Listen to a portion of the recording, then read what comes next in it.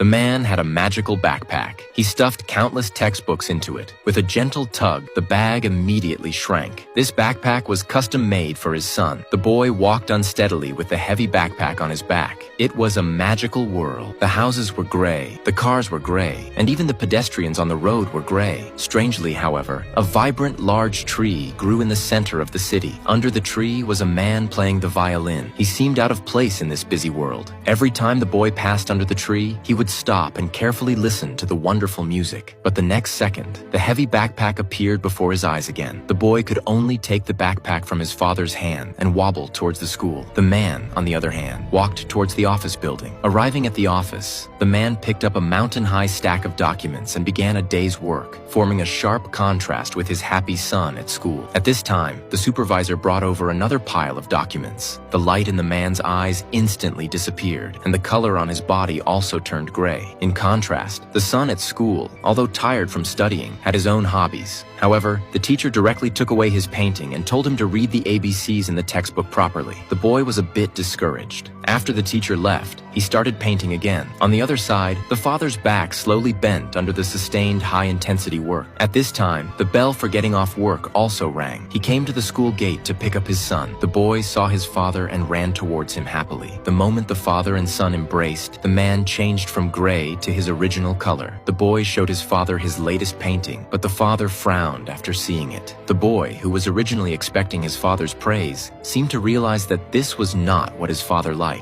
Every day after that, the boy carried his heavy backpack to study. His only hobby was to stop for a moment in front of the violinist, but he would soon be pulled away by his father. The man still worked hard every day, just wanting to give his son a good future. But he didn't know that what he wanted to give might not be what his son wanted. The boy's passion for painting was worn down by the teacher's repeated blows. One day, when the man picked up his son from school, he hugged his son, but he found that the color on his body did not change. The man hugged his son again carefully. Although the color changed this time, he didn't notice that the color on his son's body had faded a little.